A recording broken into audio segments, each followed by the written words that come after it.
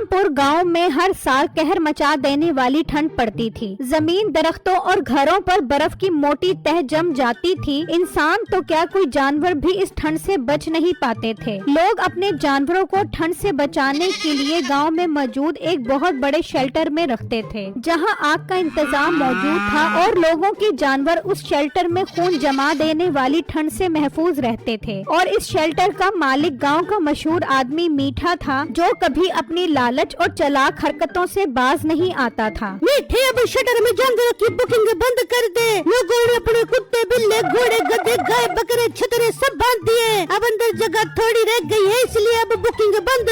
अरे नसीबो, तेरी माँ ठीक कहती थी। बचपन में तेरी गटर में गिरने की वजह से अकल छोटी और नाक मोटी हो गई है, इसलिए तेरे दिमाग में कान की बात नहीं आती। क्या मतलब तेरा मीठे? खबरदार, जो मेरी अकल को छोटा और नाक को मोटा का, तो मैं तेरी नसों में उंगलियां तोड़ के भाग जाऊंगी। अरे बेगम, तू मेरी बात का मतलब नहीं समझी। और मेरी कम अकल बेगम, यही तो ठंड का सीजन होता है जिसमें भर भर के कमाई होती है। मैंने इसे भी जाया कर दिया तो क्या फायदा होगा। मीठे, मैं तेरी बात का मतलब नहीं समझी। साफ साफ बता, कहना क्या चाहता है? ठहर जा, वो आदमी गाय लेकर आ रहा है ना, अभी समझ जाएगी तू मेरी बात का मतलब। वो आदमी ठंड से बचाने के लिए अपनी गाय लेकर मीठे के पास आता है। मीठे भाई, जल्दी से मेरी गाय शटर में खड़ी कर लो, बहुत ठंड है। सारी रात में मेरी गाय की ठंड में ठिठर ठिठर कर कुल्फी जम गई है। अरे तो तुम्हें भी गाय को रात को ही लेकर आना चाहिए था ना। अब तो शेल्टर फुल हो गया है, अब अंदर जगह नहीं है गाय को खड़ी करने की। मीठे भाई, आप क्या कह रहे हो? अगर मेरी गाय अंदर खड़ी नहीं करोगे तो ये ठंड से मर जाएगी। ऐसा न करो, इसे अंदर खड़ा कर दो। ठीक है, फिर एक ही तरीका है। अगर अंदर खड़ी करना चाहते हो तो 5,000 के बजाय 10,000 रूपए देना पड़ेंगे। मीठे भाई, मुझे मंजूर है, मैं 10,000 रूपए दे दूंगा, मगर आप इसे अंदर खड़ा करो। ठीक है, जाओ और इसे अंदर बांध दो। वो आदमी उस गाय को अंदर ले जाता है। ये मीठा कितना झूठा इंसान है। अंदर इतनी सारी जगह पड़ी है और कह रहा है कि अंदर जगह ही नहीं है। भाईजान, मुझे तो ये इसके पैसे बटोरने का तरीका लग रहा है। देखा नहीं आपने, 5,000 की बजाय 10,000 रूपए मांग रहा है। हाँ, तो ठीक कह रहा है। अब हम क्या कर सकते हैं? हमारी भी तो मजबूरी है इसे यहाँ पर बांधने की, वरना तो हमारा लाखों का जानवर मर जाएगा। भाईजान, आप ठीक कह रहे हो, चलो इसे यहाँ पर बांध दो। मैं रोज चक्कर लगाया करूँगा और आकर इसके चारा पानी का खुद ख्याल रखूंगा। अब समझ आई बेगम तुझे? देखा कैसे इसकी मजबूरी का फायदा उठाकर इससे डबल पैसे बटोरे हैं। आ गई मीठे, मेरी कम अकल वाले दिमाग में तेरी चतुराई वाली बात आ गई। अब हम हर ग्राहक से इसी तरह पैसे बटोर में देंगे। तभी मीठे के दो मुलाजिम बिट्टू और कम्मो वहाँ पर आ जाते हैं। बहुत जल्दी आ गए हो काम पर, टाइम देखा है क्या हो रहा है? मीठे, तूने टाइम पे तनख्वाह देता इसलिए टाइम पर नहीं आते। इनको जब टाइम पर तनख्वाह नहीं दे देगा तो देखिए कैसे टाइम पर आएंगे। कहती तो तू ठीक है। चलो अब मेरा मुंह क्या देख रहे हो? कम्मू, तू जानवरों के पानी का बंदोबस्त कर, और बिट्टू तू सब गायों का गोबर उठाकर फेंक। और अंदर 2 ग्राहक गए हैं अपनी गाय को बांधने, जाकर उन्हें कहो कि अगर गाय से मोहब्बत पूरी हो गई है तो उन्हें बांध कर निकलो। फिर बिट्टू और कम्मो अंदर चले जाते हैं। भाई साहब, मीठे साहब बोल रहे हैं कि आप अब जाओ, हमने जानवरों की साफ सफाई का ख्याल भी करना है। हाँ ठीक है, हमने गाय बांध दी है। मैं रोज अपनी गाय के चारा पानी का ख्याल करने खुद आया करूँगा। ये कहकर वो दोनों वहाँ से चले जाते हैं। ओ भाई, कहाँ चल दी अपनी गाय को बांधकर? इसके 10,000 रूपए कौन देगा? भाई, महीना पूरा होगा तो 10,000 रूपए भी ले लेना।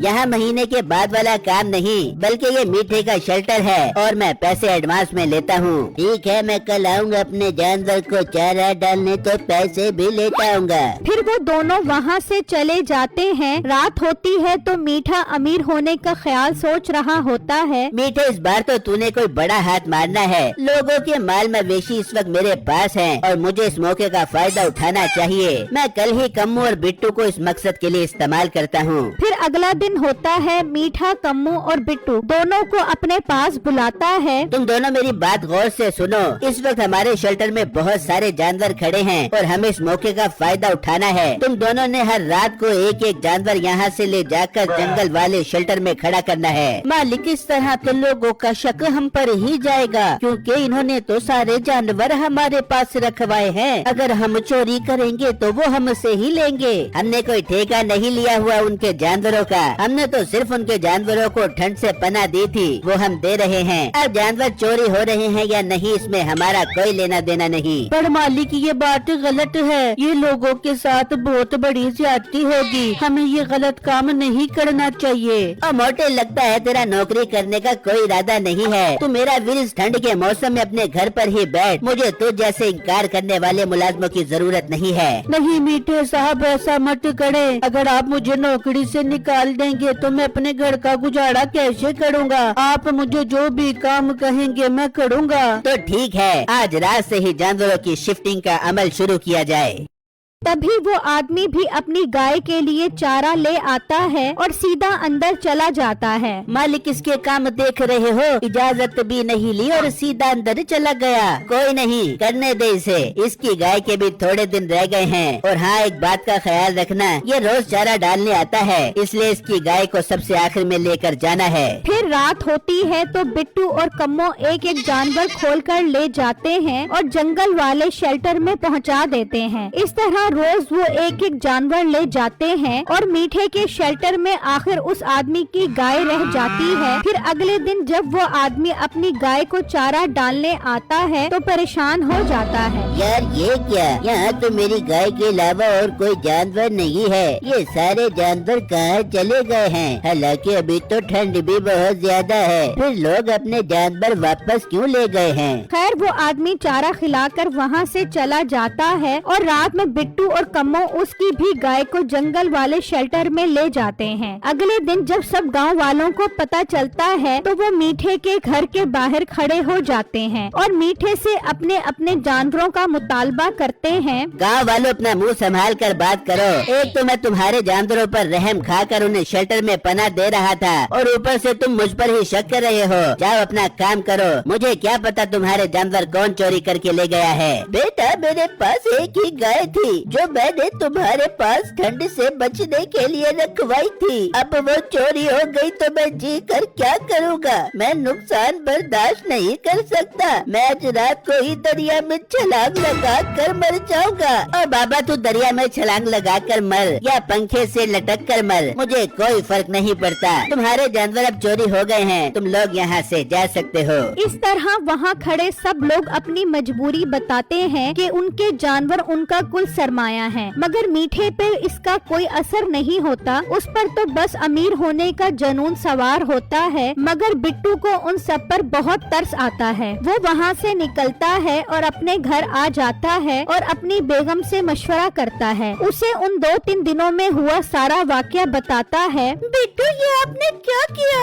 इस तरह लोगों को तकलीफ देने से तो बेहतर था कि आप नौकरी छोड़ देते और हम भूखे रह लेते। बिट्टू लोगों की बद्दुआ आपको भी लगेगी। बेगम आप बिल्कुल ठीक कह रही हो, मैंने नौकरी के डर से कितना गलत काम किया है। अब मैं अपनी गलती सुधारना चाहता हूँ। बिट्टू तो देर क्यों कर रहे हो? गाँव वालों को बता दो कि उनके जानवर कहाँ पर हैं। मीठा आपको कुछ नहीं कह सकेगा क्योंकि सब गाँव वाले आपके हक में हो जाएंगे। बेगम मैं अभी जाता हूँ और सबको सच सच बता देता हूँ।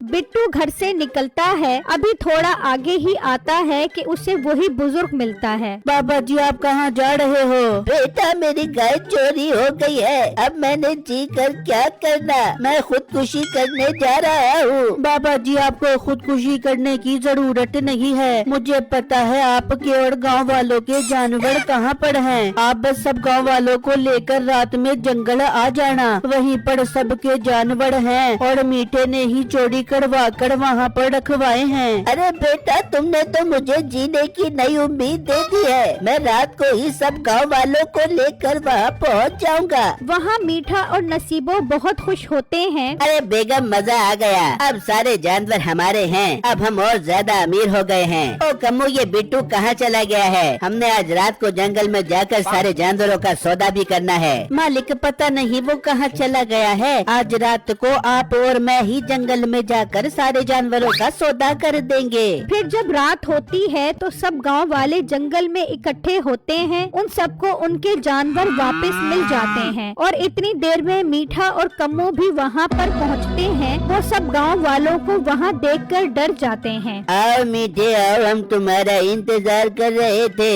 यहाँ खड़े किए हैं तुमने हमारे जानवर। ये मीठा फराडिया है, इसे तो अब हम वापस जाने नहीं देंगे। ये अब हमारे जानवरों का गोबर उठाया करेगा। भाई लोगों, आपको इस जगह का किसने बताया है? तभी बिट्टू भी वहाँ पर आ जाता है। मैंने बताया है इस जगह का। मैं नौकरी की लालच में गांव वालों को धोखा नहीं दे सकता। बिट्टू, ये तूने ठीक नहीं किया। मैं तुझे नहीं छोड़ूंगा। तू इसे हाथ तो लगा, हम गांव वाले तेरे हाथ तोड़ देंगे। हाथ भी तोड़ेंगे और इसका मुंह भी तोड़ेंगे। चल चल, अब हमारे जानवरों का गोबर उठाना शुरू कर। फिर मीठा और कम्मू उन जानवरों का गोबर साफ करने लगते हैं और उनको अपने किए की अच्छी सजा मिल जाती है।